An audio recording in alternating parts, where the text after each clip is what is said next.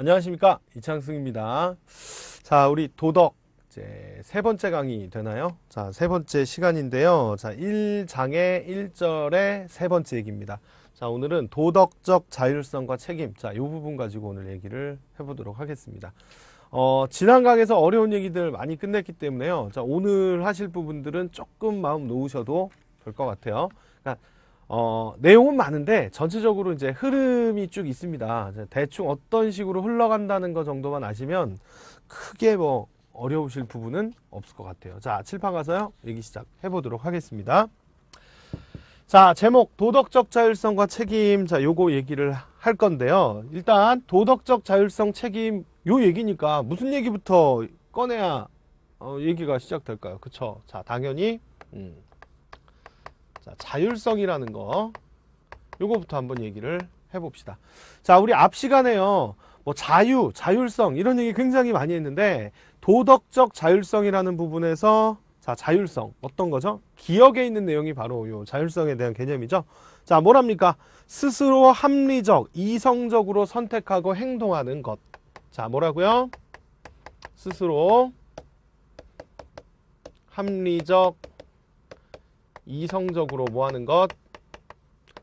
자, 선택하고 이에 따라 행동하는 능력. 자, 이런 것들을 뭐라고 합니다?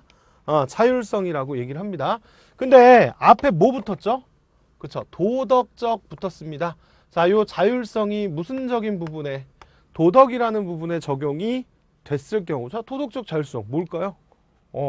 자, 니은에 있는 얘기가 이제 그런 얘기인데요. 일단 읽어보면요. 스스로 옳고 그름을 말할 수 있으며 그 행위에 따라 행동하는 것 되어 있습니다. 좀 심플하게 바꾸면요. 자, 자율성이 요건데 도덕적 자율성이란 자, 스스로 합리적, 이성적으로 선택을 한대요. 근데 무엇을? 오케이, 도덕적인 부분을. 자, 이거 다르게 말씀을 드리면요. 사회적인 규범이나 당위에 대한 것들이겠죠. 자, 당위라는 말 제가 처음 썼나요? 마땅히 해야 하는 것, 도덕적 법칙들, 살면서 지켜야 되는 원칙들, 이런 애들 당위라고 얘기합니다. 자, 사회적으로 지켜야 되는 규범, 당위, 도덕이 가장 대표적인 거 아니겠습니까? 자, 이 부분에 대해서 누가 이렇다 저렇다 얘기하는 것이 아니라 자, 이걸 어떻게 스스로 세팅을 하고요. 자, 스스로 요거에 대해서 뭐 합니까?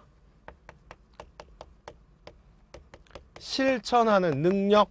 자, 요걸 뭐라고 부른다? 도덕적 자율성이라고 부른다. 이렇게 정리를 하시면 될 것 같아요. 아무것도 아닙니다. 자율성, 자기 스스로 합리적, 이성적으로 판단하는 것. 도덕적 자율성, 도덕적인 규범 당위를 스스로 선택하고 뭐 할 수 있는 것, 실천하는 것. 이게 도덕적 자율성이네요. 자, 여기서 조금 디귿으로 가서 특이한 부분이 있는데요. 이 도덕적 자율성이라는 개념은요, 무슨적 자유의 의미를 포함한다? 적극적 자유의 개념을 포함한다. 요런 말이 하나 나와 있어요. 자, 이건 또 도대체 무슨 얘기냐? 자, 적극적 자유 뭡니까? 우리 앞에서 배웠습니다. 적극적 자유. 뭐죠? 그쵸? 본능이나 욕망에 따른 것이 아니라 자, 이성에 따른 자, 선택의 자유 이런 것들을 우리가 적극적 자유라고 말씀을 드렸죠. 자, 왜 도덕적 자율성이 적극적 자유의 개념이 포함이 될까요? 그렇죠. 이런 규범이나 당위, 도덕적인 부분들을 스스로 실천하는 데 있어서 나의 뭐를 억누른다는 얘기입니까? 그렇죠.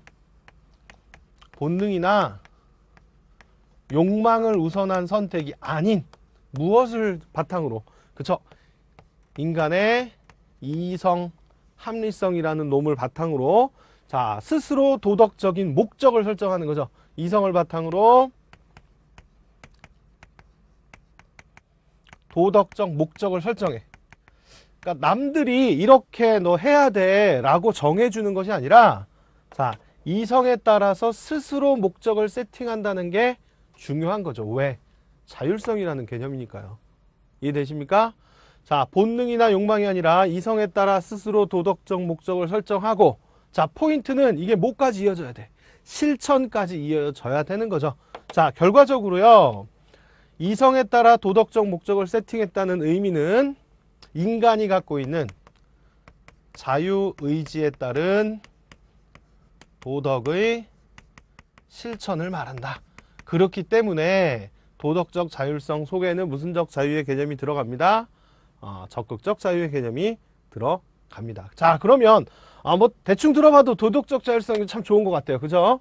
자, 우리가 도덕적인 인간, 착한 인간이 되기 위해서는 누가 시켜서가 아니라 스스로 정한 도덕적 규율에 따라 스스로 실천하고 실행할 수 있는 게 참 중요한 거죠. 자, 여기에 또 이제 가장 중요하게 발현되는 건 뭐예요?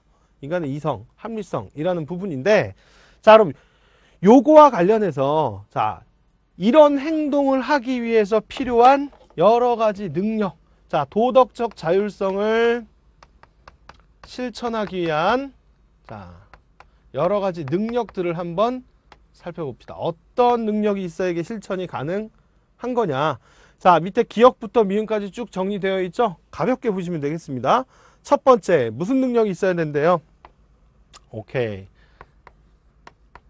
자기 결정 능력이 있어야 도덕적 자율성 요런 부분을 할 수 있다. 자, 자기 결정 능력 읽을게요. 외부의 강요가 아니라 자기의 의지에 따라 선택하고 결정. 그거죠? 자, 처음에 나왔던 스스로의 어떤 합리성, 이성에 따른 판단, 이걸 할 수 있는 능력이 도덕적 자율성 실천의 첫 번째 조건 되는 거고요. 두 번째, 니은 무슨적 사고가 가능해야 되죠? 자, 합리적 사고라는 게 가능해야 도덕적 자율성이 실천이 된답니다. 자, 합리적이라는 말, 아까 강조드렸던 이성을 얘기하는 거죠. 자, 읽을게요. 자신의 감정이나 하고 싶은 욕구, 본능이나 욕망 같은 부분, 이거보다 이성적으로 판단하고 결정하고 이성적으로 생각할 수 있는 능력, 생각할 수 있는 힘, 자, 이거 합리적 사고라고 부르죠. 자, 요게 있어야 도덕적 자율성이 실천이 된다는 거고요. 자, 세 번째입니다. 무슨적 사고? 비판적 사고가 가능해야죠. 자, 세 번째 뭐라고요? 비판적 사고 능력이 필요합니다. 자, 이 비판적 사고는 뒷부분에서 따로 이제 다룰 그 챕터가 있을 거예요. 그때 다시 말씀을 드리겠지만, 간략하게 말씀드리면, 자, 조건이나 상황을 그냥 있는 그대로 받아들이는 것이 아니라, 자, 이걸 다시 한번 되짚어 보는 거겠죠. 비판적으로 생각하고 다시 한번 되짚어 볼 수 있는 능력. 왜? 나의 도덕적 선택이 항상 옳은 건 아닐 테니까. 내가 정말 이런 선택이 맞는 건지 스스로 끊임없이 되물을 수 있는 능력. 이게 있어야 되겠고요. 자, 네 번째입니다. 뭐 예측 능력? 결과 예측의 능력이 필요합니다. 그쵸?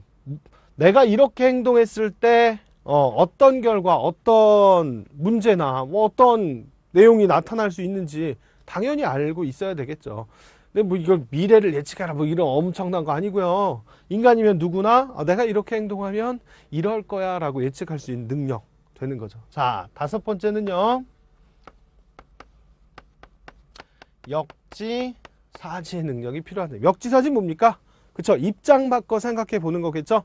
읽으면 피해를 입은 사람의 입장을 생각하면서 다른 사람을 뭐하게 될 수 있고 배려하게 될 수 있고 옳고 그름을 판단할 수 있게 된다는 것. 즉 타인에 대한 배려의 마음. 자, 여기 다섯 가지. 자기결정 능력, 합리적 사고, 비판적 사고, 결과 예측. 그 다음에 타인에 대한 배려로 역지사지의 자세. 요런 실천 능력을 가지고 있을 때 우리는 도덕적 자율성을 실천할 수 있게 된다. 자, 그럼 이제 구체적으로 도덕적 자율성을 어떻게 실천을 해가냐. 자, 그 얘기로 한번 넘어가 보겠습니다. 자, 밑에 도덕적 자율성의 실천해가지고 얘기가 나오죠. 자, 넘어가서 2번 보겠습니다. 도덕적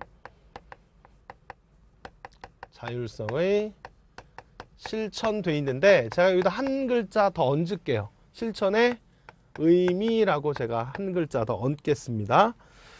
자, 도대체 인간이 도덕적 자율성이라는 걸 실천한다는 건 어떤 의미, 어떤 가치, 뭐 이런 것들을 갖는 거냐, 또 어떤 조건을 갖추고 있는 거냐, 이제 뭐 그런 얘기인데요. 자, 거기 기역, 니은, 디귿으로 이렇게 정리가 되어 있죠. 이 중에 기역, 니은을 묶으세요. 자, 요거 같이 묶어서 가겠습니다. 자, 도덕적 자율성을 지닌 인간은 계획되어 있지 않은 상태에서 무언가를 결정 내릴 수 있는 존재이며, 자, 이거 좀 말을 바꿀까요? 이거 다른 말로 뭐라 할까요? 그쵸. 도덕적 자율성을 갖춘 인간은 기본적으로, 자, 예측되거나 계획되지 않은 거에서 그냥 상황 순간순간에서 결정할 수 있는 능력. 자, 뭐라 그러죠? 자기 결정 능력이라는 요소를 가지고 있게 됩니다. 자, 이걸 가지고요. 앞에서도 잠깐 말씀을 드렸지만 니은 쪽이에요. 자, 이기적인 욕망보다 도덕적으로 옳다고 생각하는 것을 뭐 할 수 있는 존재입니다. 선택하는 거죠. 즉 도덕적 자율성을 지닌 인간은 자기결정 능력을 바탕으로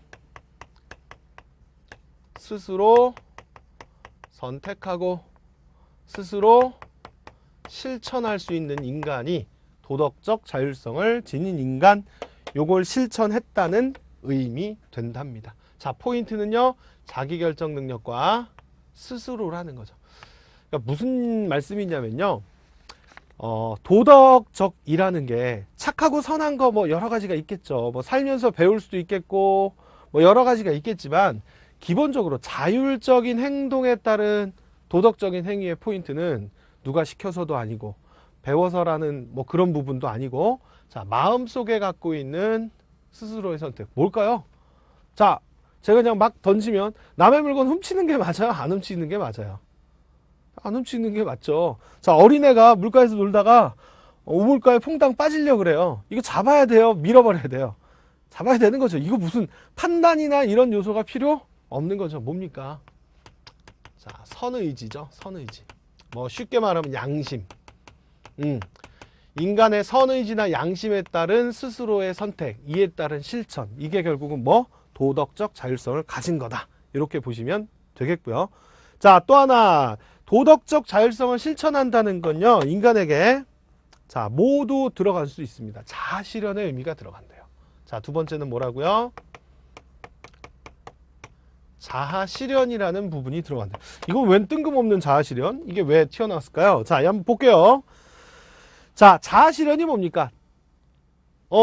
내가 살고자 하는 모습을 스스로 세팅해서 이걸 실천하고 이걸 이루는 게 자아 실현 아니겠습니까? 자, 그럼 스스로 세팅 어렵죠. 못 씁니다, 저도.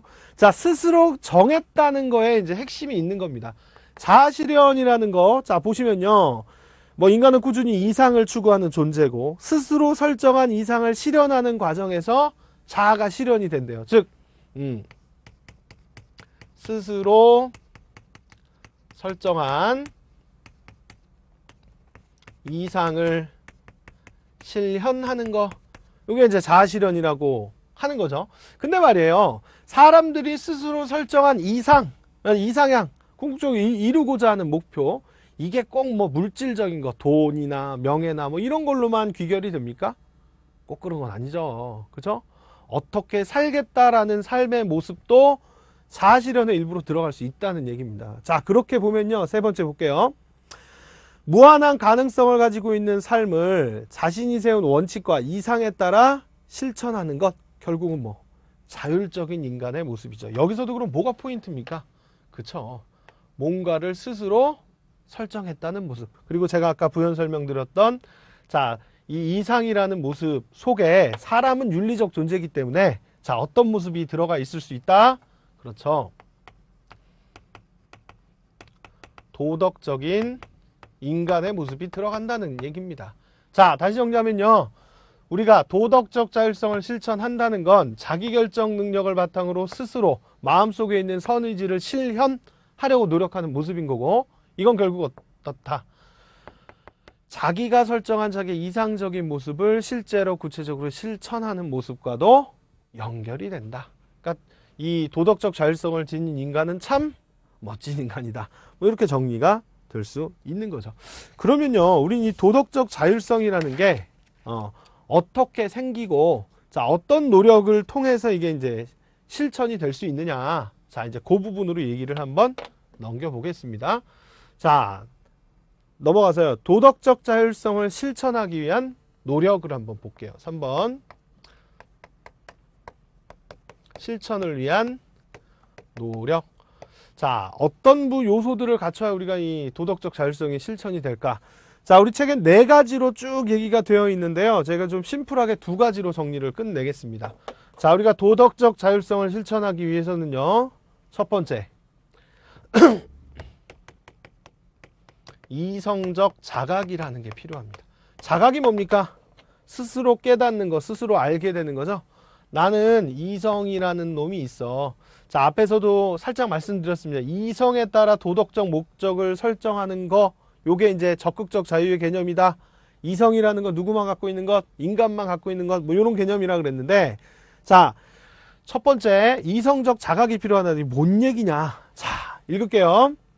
우리 모두가 이성의 명령에 따르는 자율적 존재임을 자각해야 함. 자, 즉 인간은 누구의 명령에 따른 인간 마음속에 있는 이성이라는 놈, 요 놈의 명령을 따르는 자율적 존재라는 걸 스스로 깨달아야 돼. 두 번째, 이성의 명령에 따라 욕망을 스스로 뭐 할 수 있어야 된다? 지배할 수 있어야 된다. 한마디로 심플하게 정리하면 무슨적 자각이 필요하다? 이성적 자각이 필요하다. 자, 부연합니다. 인간은요, 이성적 뭐다?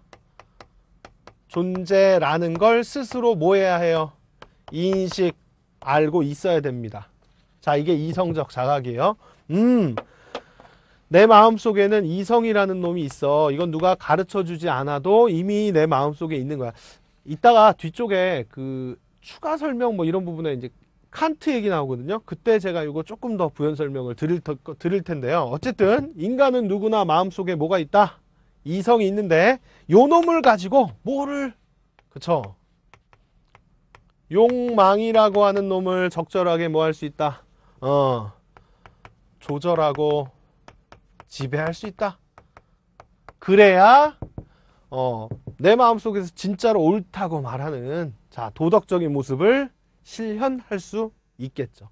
자, 다시 도덕적 자율성을 실천하기 위한 첫 번째 노력은 내가 인간이 이성적 존재라는 걸 자각을 해야 됩니다. 자, 두 번째는요. 책임의식에 대한 자각이 필요합니다. 자, 뭐에 대한 자각이라고요? 책임의식에 대한 자각. 자, 도덕적 자율성을 지녔다는 거에 이제 궁극적 모습인데요. 3번 볼게요. 이성적 존재로서 스스로 올바르게 판단하여 선택할 수 있는 능력을 갖추어야 되고요. 그거에는 반드시 뭐가 뒤따라야 한다? 책임이 뒤따른다. 자, 인간의 선택에는 반드시 뭐가 뒤따른다? 책임이라고 하는 요소가 뒤따른다 라는 거. 자, 뭔 얘기입니까? 그쵸? 도덕적인 어떤 선택이라는 부분에 자신이 선택한 결과에 스스로 뭐를 진다는 거, 책임을 진다는 거. 자, 책임을 진다라고 생각하는 거, 이게 결국은 뭡니다? 도덕적 자율성을 실천할 수 있는 바탕이죠. 자, 그럼 이 책임이라는 의미를 이제 다르게 표현을 하면요, 도덕적 자율성의 완성이다, 이렇게 말씀을 드릴 수 있겠네요. 자, 여기까지 얘기 이제 심플하게 다시 한번 정리를 합니다. 자, 인간은 어떻다고요? 자율성을 가진 존재예요. 그죠? 그래서 이성에 따라 스스로 옳은 걸 선택할 수 있어요. 이걸 뭐라고 부릅니다? 도덕적 자율성이라고 부르죠. 자, 이걸 위해서는 아까 말씀드렸던 5가지 능력이 있으면 이 도덕적 자율성을 실현하고 발현할 수 있게 되는 거죠. 그렇게 되면 자아도 실현할 수 있고 자기 어떤 선의지를 따르는 이런 삶을 살 수 있게 되는 거고, 그러기 위해서는 뭐와 뭐가 필요하다? 나는 이성적이야. 내 행동에 내 스스로 뭐를 져야 해? 책임을 져야 해 라는 2가지 사고가 바탕이 되어야 우리가 도덕적 자율성을 뭐 할 수 있다? 실천할 수 있다. 이렇게 정리가 되겠네요. 자, 그러면 여기까지 이제 예쁜 얘기, 좋은 얘기 쭉 갔어요. 자, 근데 우리가 솔직히 여러분들 이성적인 명령, 이성의 양심의 소리 이거에 따라서 사십니까? 이거 훌륭하십니다. 저는 아니거든요. 자, 인간은 기본적으로 동물이죠. 욕구나 욕망이 우선하거나 분명히 그렇습니다. 그죠? 그죠? 그래서 마음속에서 그 정언명령이라고 얘기하는데, 이제 마음속의 선의지에서는 이렇게 하라고 하는데, 귀찮아. 그건 나한테 이득이 안 되는데? 하기 싫은데? 뭐 이런 경우 분명히 있잖아요. 그죠? 자, 그러면 이제 뭘로 넘어갑니까? 그쵸? 실천을 하려고 노력은 했는데 잘 안 되는 경우. 자, 네 번째. 자, 도덕적 자율성을 뭐 하는 요인? 저해하는 요인 한번 봅시다.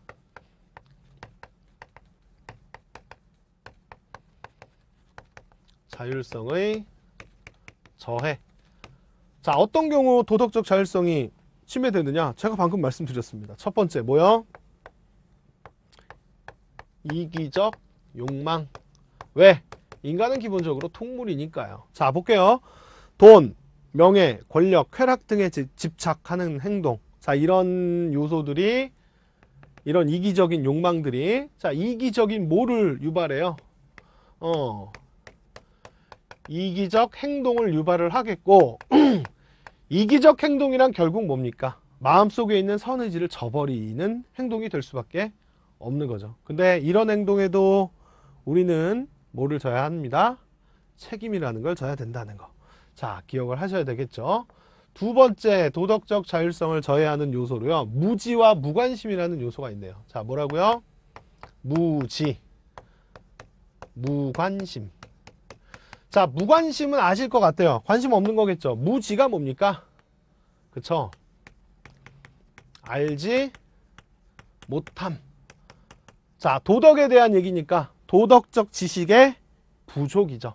자, 즉 무지나 무관심은요, 뭐가 부족한 상태? 도덕적 지식이나 관심이 없는 상태. 자, 이런 상태에서도 역시 어때? 도덕적 자율성이 발현될 가능성이 없어지더라. 읽어봅니다. 옳고 그름에 대한 도덕적 지식이 없으면 올바른 도덕 판단을 내릴 수 없습니다. 뭐 당연하죠. 예를 들어서 저희 집에 4살짜리 딸내미가 있었다 그랬죠? 걔는 안 되면 들어눕고 엄마가 아빠가 없고 다 때립니다. 그럼 이런 비도덕적인 딸내미를 만나 얘기 안 하죠. 왜? 걔는 도덕적 지식, 자, 뭐 걔가 이성 뭐 이게 없고 그게 아니라 아직 이게 발달하지 않은 거잖아요. 알지 못하는 거죠. 혹은 알고 있음에도 불구하고 어른이 나도 이제 그럴 때가 있잖아요. 자, 뭡니까? 스스로 그 부분에 채널을 닫는 거죠. 관심을 끊는 거. 이러면 도덕적 자율성이 실현될 수 없다. 기억을 하셔야 되겠죠. 세 번째입니다. 자, 뭐요? 외적 강제. 자, 이 경우도 도덕적 자율성이 저해된대요. 자, 볼게요. 외부의 강제나 강압은 자신의 의지와 상관없이 도덕적 판단, 행동을 유발하게 하거나 혹은 하지 못하도록 하겠죠. 자,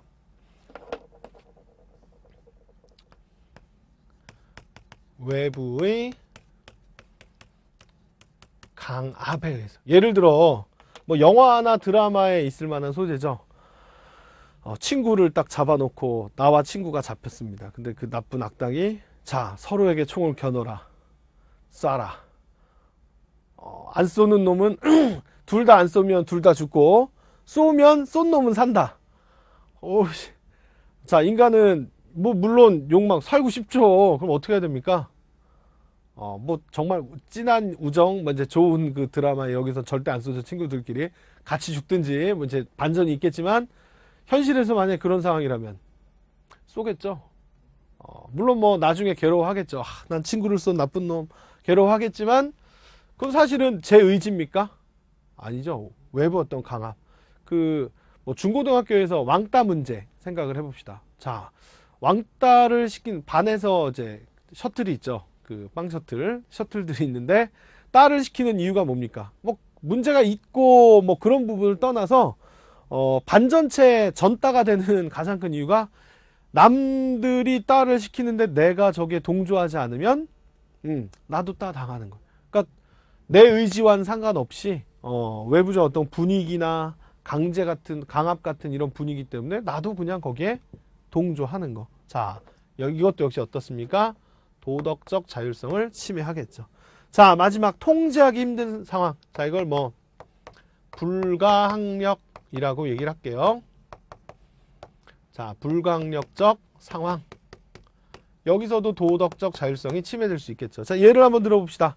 옆에 자신의 의지를 반영하기 어려운 상태를 이제 불가항력적이라고 얘기를 합니다.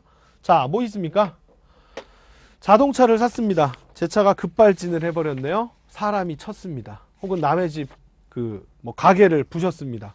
헐, 제가 도덕적으로 분명히 비도덕적인 행동을 했죠. 거기에 대해 책임질 수 있나요? 책임을 져야 하나요? 결과적으로 보면 남에게 피해, 손해를 끼쳤기 때문에 비도덕적인 행동이지만 이건 어떻습니까? 제 의지와는 상관이 없는 거죠. 자, 여기서 잠깐 또 기억하실 부분이 뭐냐면 3번과 4번. 외부에 대한 강압으로 인한 도덕적 자율성 침해나 불가항력적 상황을 통한 도덕적 자율성 침해, 이 두 부분에 있어서는 도덕적 책임을 물을 수 있다 없다. 그쵸, 옆에 있죠. 묻기 어렵습니다. 도덕적 책임을 물을 수 없다라는 거, 요거 기억을 해 두십시오. 자, 어쨌든요, 우리가 도덕적 자율성을 실현해야 되는데 그게 안 되는 경우들 얘기를 했습니다. 자, 밑에 생각 넓히기 쭉 나와 있는데요. 자, 요거는 요렇게 정리합시다. 여기서 이제 콜버그라는 사람 하나 얘기인데요. 자, 콜버그라는 사람 나올 수 있고요. 가끔 피아제 나오기도 합니다. 자, 콜버그나 피아제, 이 두 심리학자에 가까운 분들인데, 이 두 분들이 도덕적 자율성, 이게 도덕성이라는 건데, 이게 어떻게 발달하냐면 얘기를 쭉 했어요. 이분들의 공통적 포인트는, 자, 도덕적 자율성이라는 건 타율적 도덕에서 점점 도덕적 자율성이 발달하면 무슨적 도덕으로? 자율적 도덕으로 도덕은 넘어가게 된다. 그럼 어떤 도덕을 갖고 있는 거예요? 자율적 도덕을 갖고 있는 요 놈이 당연히 어때요?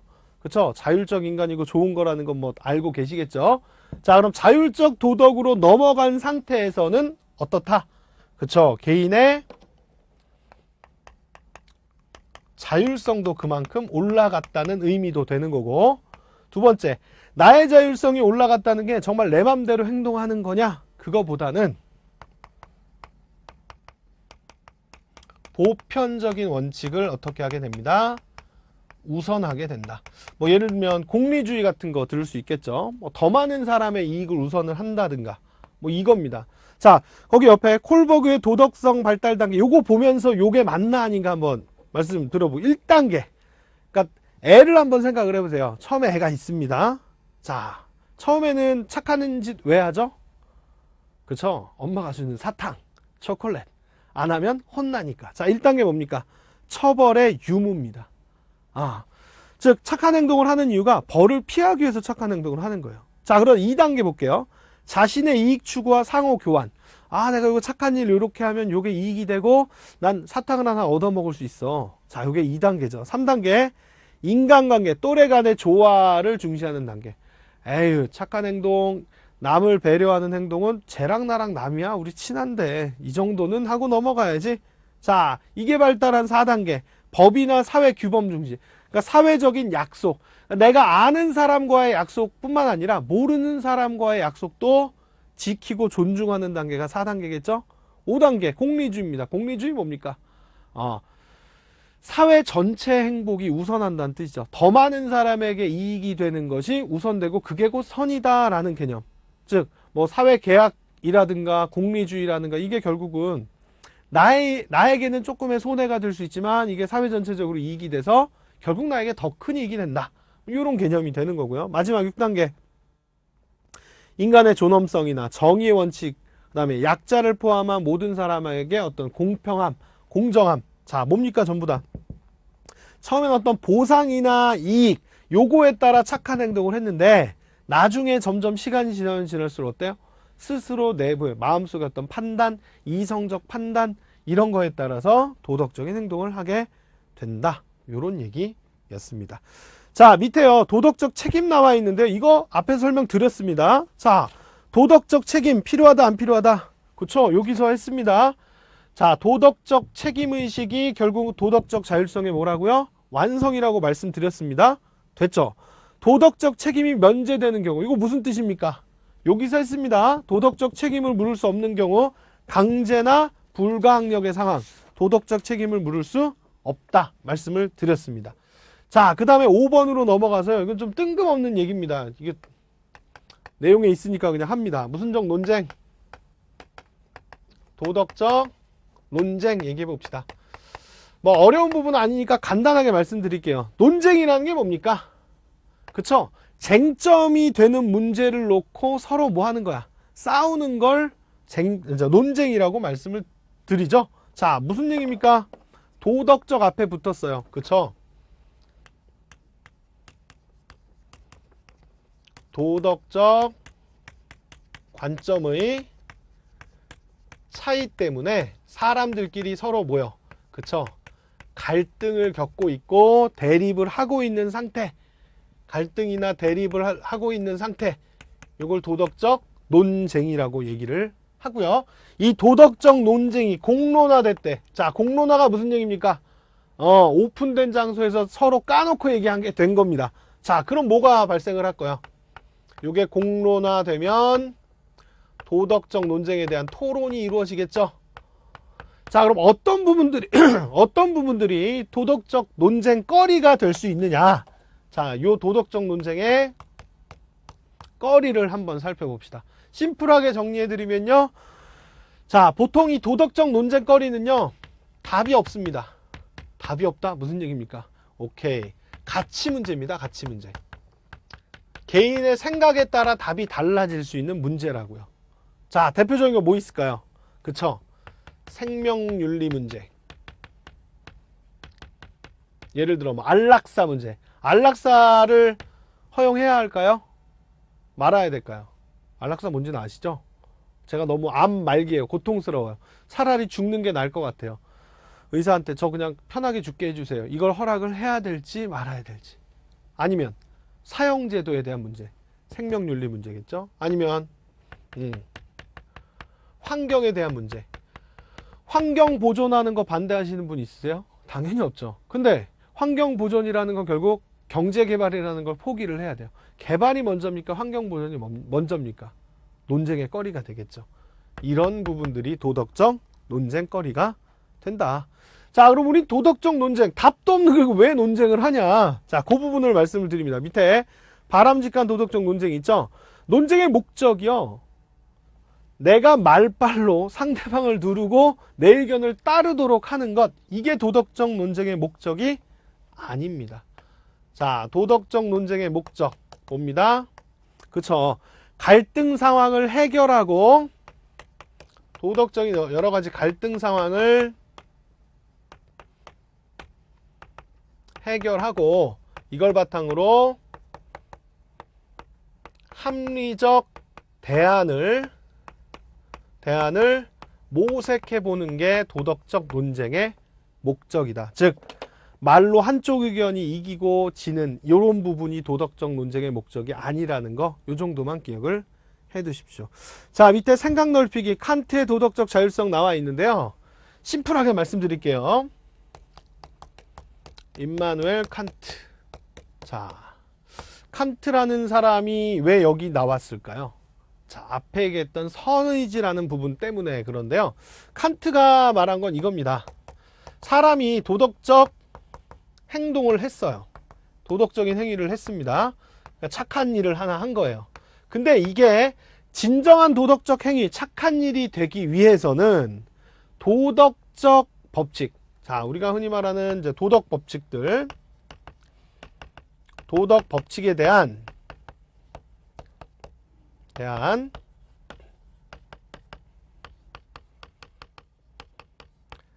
자발적 존중이 바탕이 되어야 한다. 자, 도덕 법칙에 대한 무슨적 존중이라고요? 자발적 존중이 있는 상태에서 도덕적 행위를 해야 그게 진정한 도덕 도덕적 착한 행동, 도덕적 자율성의 실현이다. 이 말씀을 한 거죠. 무슨 얘기냐면요.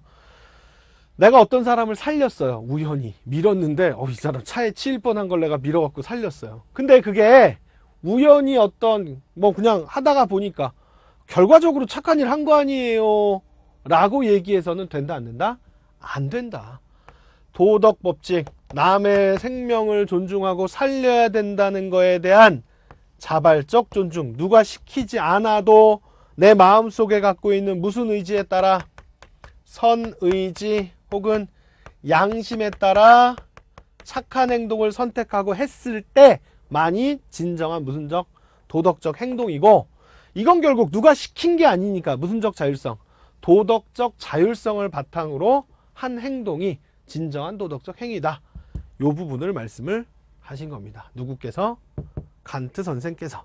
요렇게 해서 오늘 제가 일단 말씀드리려고 하는 부분들은 정리를 했습니다. 밑에 스피드업 체크는 오늘은 넘어가겠습니다. 여러분들 금방 확인하실 수 있을 거라고 생각을 합니다. 자, 수고하셨고요. 다음 시간에는 이 절인가요? 그 뒷부분 가지고 선생님 다시 오겠습니다. 저 갑니다.